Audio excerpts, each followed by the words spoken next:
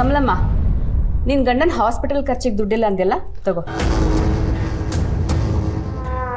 ಶಾರದಕ್ಕ, ಮನೆ ಶಿಫ್ಟ್ ಮಾಡೋದಕ್ಕೆ ದುಡ್ಡು ಸಾಲ್ತಿಲ್ಲ ಅಂದ್ಯಲ್ಲ, ತಗೋ. ನಿಮ್ಮಿಬ್ರು ಮಕ್ಳು ಫೀಸ್ ಕಟ್ಟಕ್ಕೆ ದುಡ್ಡಿಲ್ಲ ಅಂದ್ರಲ್ಲ, ತಗೊಳ್ಳಿ.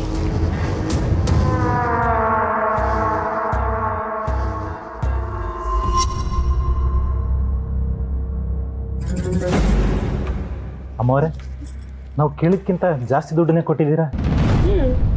ಕಷ್ಟ ಅಂತ ಬಂದಾಗ ಸಹಾಯ ಮಾಡದೇ ಇದ್ರೆ ಹೇಗೆ ಹೇಳಿ? ನಾವೇನು ದುಡ್ಡನ್ನ ಇಟ್ಕೊಂಡು ಮರಿನಾ ಮಾಡೋಕ್ಕಾಗತ್ತೆ? ನೀವೆಲ್ಲರೂ ಖುಷಿಯಾಗಿದ್ರೆ ನಾನು ಖುಷಿ. ನೀವಿರೋದಕ್ಕೆ ಅಮ್ಮವ್ರೆ ನಾವು ನಿಮ್ಮದೇ ಕೆಲಸ ಮಾಡೋಕ್ಕಾಗ್ತಾ ಇರೋದು. ದೇವ್ರು ನಿಮ್ಗೆ ಚೆನ್ನಾಗಿಟ್ಟಿರಲಿ. ನಾನು ನಿಮಗೆ ಸಹಾಯ ಮಾಡಿದ್ಕೆ ನಿಮ್ಮಿಂದ ಏನಾದರೂ ಪ್ರತಿಫಲ ನನಗಾಗಲೇಬೇಕಲ್ವಾ? ಅದೇನು ಮಾಡಬೇಕು ಅಂತ ಹೇಳಿ ಅಮ್ಮವ್ರೆ, ನಾವು ಮಾಡ್ತೀರಿ. ಸಿಂಚನಾಗೆ ಅಬೋಷನ್ ಆಗಿರೋದ್ರಿಂದ ಅವಳೊಂಥರ ಸನ್ನೆ ಹಿಡ್ದಂಗೆ ಆಡ್ತಿದ್ದಾಳೆ. ಅದರಿಂದ ನಮ್ಮ ಮನೆಗೆಲ್ಲ ತೊಂದರೆ ಆಗ್ತಾ ಇದೆ. ನಾವೆಷ್ಟು ಹೇಳಿದ್ರೂ ಕೇಳಿಸ್ಕೊಳ್ತಾನೆ ಇಲ್ಲ.